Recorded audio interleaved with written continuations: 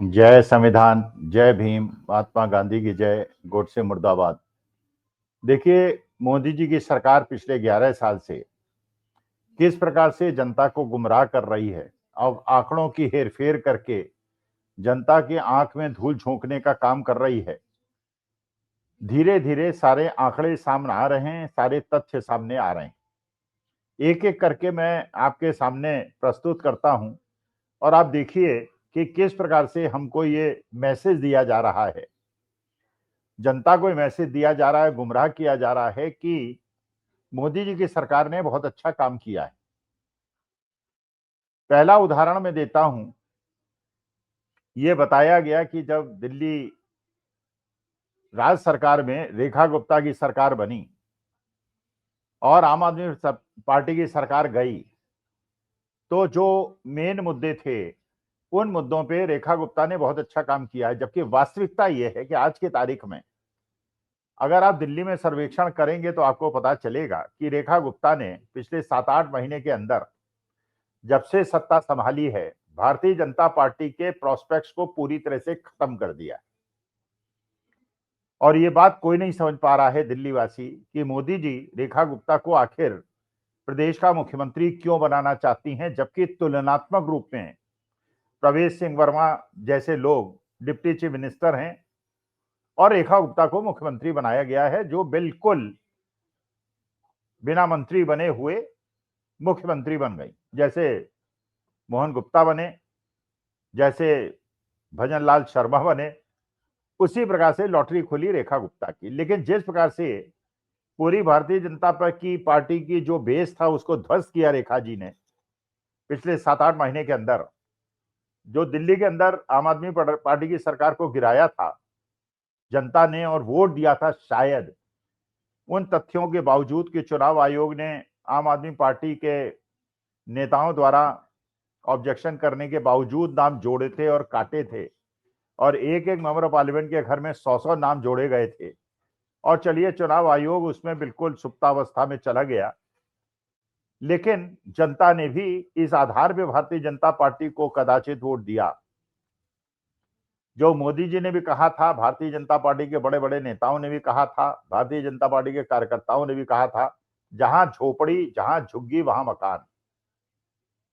और आप जानते हैं दिल्ली के अंदर, मुंबई के अंदर बहुत बड़ा ऐसा रेजिडेंट है, करीब 30% पॉपुलेशन का, जो झुग्गियों में रहता है। उसने अपने गांव की जमीन बेच दी है और आके दिल्ली में एक आश्रय बना लिया है, लोन लिए हैं, अवैध जमीन पे अपना मकान बना लिया और 50-50, 40-40 साल से रह रहे हैं। और दिल्ली की परिस्थिति को देखते हुए उन्हें हर सरकार सहन कर रही थी। और जब मोदी जी ने यह आश्वासन दिया जहां झुग्गी वहां मकान, तो उन लोगों ने उनकी बात पे विश्वास करके कि हमारे पैसे लगे हुए हैं, रहने का कोई अन्यत्र हमारे पास जगह नहीं है, भारतीय जनता पार्टी को कदाचित कुछ लोगों ने वोट दे दिया। लेकिन जैसे ही रेखा गुप्ता जी की सरकार बनी, ये अवैध झुग्गियां तोड़नी शुरू कर दी, लाखों लोगों को बेघर-बार कर दिया गया, अपने वादे को तोड़ दिया गया। और इसी प्रकार से बिहार के अंदर जो वादे किए जा रहे हैं, वैसे संभावना तो इसको बिल्कुल नहीं है कि एनडीए जीतेगा, लेकिन अगर जीत गया तो जैसे महाराष्ट्र में लोगों से पैसे वापस लिए गए, दिल्ली के अंदर झुग्गियां तोड़ी गई, वैसे ही बिहार के अंदर होगा। और अडानी जी को, बड़े बड़े राष्ट्रीय सेठों को बिहार की खदानें, बिहार की जमीन, बिहार की एग्रीकल्चर सब कुछ दे दी जाएगी। 1 रुपए में 1000 एकड़ जमीन दे दी जाएगी। इसके बाद ये कहा गया कि जो आम आदमी पार्टी की सरकार थी, वो गंगा यमुना को क्लीन नहीं करा पाई थी, पॉल्यूशन बहुत ज्यादा हो गया था। जहां अरविंद केजरीवाल कोशिश करते थे इवन ऑड लाकर कारों के रोड पे उतरने पे नियंत्रण लगाकर, वो प्रयास तो कर रहे थे आखिर, लेकिन ये कहा जाता था कि ये दिल्ली सरकार भी निकम्मी है और पंजाब सरकार भी निकम्मी है, जहां पे पराली जलाई जाती है और प्रदूषण दिल्ली पहुंचता है। वो प्रदूषण हरियाणा नहीं पहुंचता। हरियाणा की जो भारतीय जनता पार्टी सरकार है वो दोषी नहीं होती, वो राजस्थान भी नहीं पहुंचता, जहां डबल इंजन की सरकार है वो भी दोषी नहीं होती। लेकिन हरियाणा से बटा हुआ पंजाब और दिल्ली, पंजाब भी दोषी हो जाता है, दिल्ली भी दोषी हो जाता है, हरियाणा, उत्तर प्रदेश और राजस्थान को दोष मुक्त कर दिया जाता है, क्योंकि वहां डबल इंजन की सरकार है। उसके बाद जो आम आदमी पार्टी के नेताओं ने तथ्य प्रस्तुत किए, उसके अनुसार जो प्रदूषण मापने का यंत्र है जहां जहां लगा है, और आप जानते हैं जो प्रदूषण मापने का यंत्र है, मान लीजिए एक पर्टिकुलर स्थान पे लगा हुआ है, तो प्रदूषण उस जगह का नापेगा जो उसके 500 मीटर 1 किलोमीटर तक के एरिया में प्रदूषण होगा। वहां पे पानी का छिड़काव किया जाता है। जब वो प्रदूषण जांचा जाता है, पानी का लगातार छिड़काव होता रहता है, जैसे जिससे कि दिल्ली के अंदर अन्यत्र जहां आम जनता रहती है वहां तो प्रदूषण 800 का लेवल होता है, लेकिन क्योंकि पानी का लगातार छिड़काव होता रहता है, इसलिए जो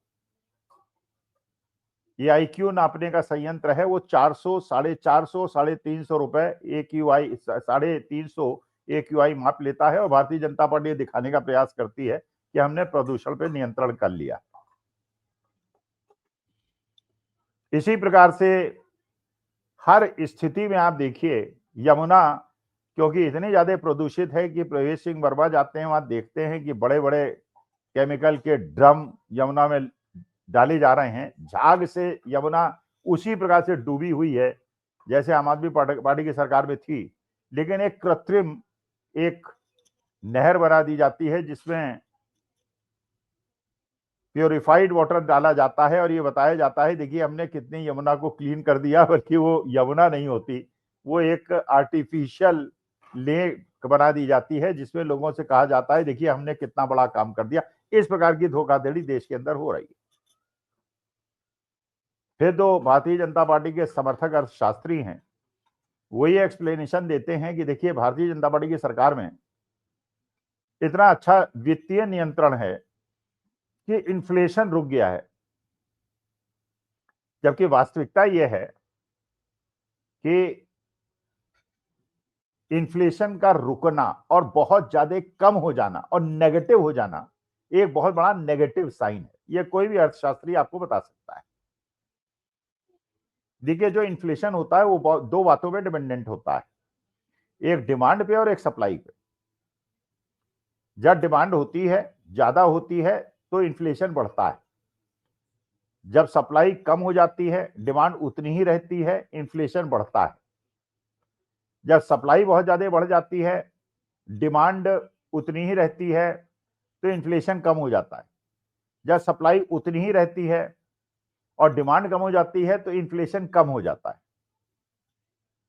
इसका मतलब डिमांड बढ़ने की गति और सप्लाई बढ़ने की गति का डिफरेंस ही इन्फ्लेशन को दिखाता है। यह बात बिल्कुल सही है।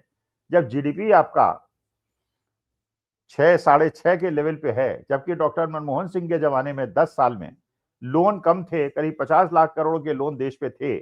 उस समय अगर जीडीपी की एवरेज दर 7.1% थी और आज के तारीख में 250 लाख करोड़, माने 5 गुना लोन बढ़ने के बावजूद अगर आपकी एवरेज जीडीपी ग्रोथ 6.5% है, इसका मतलब यह है कि सप्लाई नहीं बढ़ रही है और डिमांड में नहीं बढ़ रही है। आप जानते हैं सारा पैसा पूंजीपतियों के हाथ में सिमटता जा रहा है और गरीब लोगों के हाथ में डिमांड नहीं है, पैसा नहीं है। तो जो डिमांड कम हो रही है और सप्लाई नहीं बढ़ रही है, इसका माने इन्फ्लेशन तो कम हो ही जाएगा और ये बहुत खुशी की बात नहीं है। अगर सप्लाई बढ़ने की वजह से जीडीपी अगर 15% की हो जाए और डिमांड ना बढ़े, तब इन्फ्लेशन कम हो जाए तो खुशी की बात है। लेकिन सप्लाई बढ़ नहीं रही, जो जीडीपी डाटा से पता चलता है। डिमांड कम हो रही है और इन्फ्लेशन कम हो रहा है, ये खतरनाक संकेत है। ये जो तथाकथित अर्थशास्त्री टीवी डिबेट्स में आके बैठते हैं उनको ये समझना चाहिए और देश की जनता को भी ये समझना चाहिए। फर्जी आंकड़े, फर्जी जीडीपी के आंकड़े, फर्जी न्यूज रिपोर्ट्स फिल्म कलाकारों को और सिंगर्स को, विदेश के जिनको भारत के बारे में कुछ नहीं पता है, वो जो थोड़े पैसे लेके गाना गा देते हैं, उनको पैसे देकर ये स्टेटमेंट दिला देना और हमारे भारत के लोग जब चीत्कार कर रहे हों गरीबी से, बेरोजगारी से, महंगाई से, उस समय इस प्रकार के आंकड़े देश के सामने प्रस्तुत करना, उन्हें गुमराह करना, क्या देश के साथ न्याय है या अन्याय? या हमारी देश की जनता को यह अधिकार नहीं है कि उन्हें सही आंकड़े, सही तथ्य उपलब्ध कराए जाएं और क्या हमारे लिए ये डूब मरने की बात नहीं है कि हमारे देश के आंकड़ों पे भी विश्व का विश्वास घट जाए और उसी प्रकार से हमारे आंकड़ों को विश्व मानने लगे जैसे आज से कुछ साल पहले वो चीन के आंकड़ों को मानता था। क्योंकि अगर डोनाल्ड ट्रंप जो विश्व के उस देश के राष्ट्रपति हैं जो 30% जीडीपी कंट्रीब्यूट करता है वर्ल्ड की, अगर वो कहता है India is a dead economy, उसको सीरियसली लेने के बजाय, उसका विश्लेषण करने के बजाय, अगर मूर्खतापूर्ण तथ्यों के आधार पे गोदी मीडिया उसे क्रिटिसाइज करने की कोशिश करता है और जनता को गुमराह करने की कोशिश करता है और डोनाल्ड ट्रंप को और उनके स्टेटमेंट को गलत बताने की कोशिश करता है, तो मेरे ख्याल से देश के साथ न्याय नहीं है। बाकी आप लोग जनता जनार्दन हैं, आप लोग निर्णय लें। नमस्कार, धन्यवाद और प्रणाम।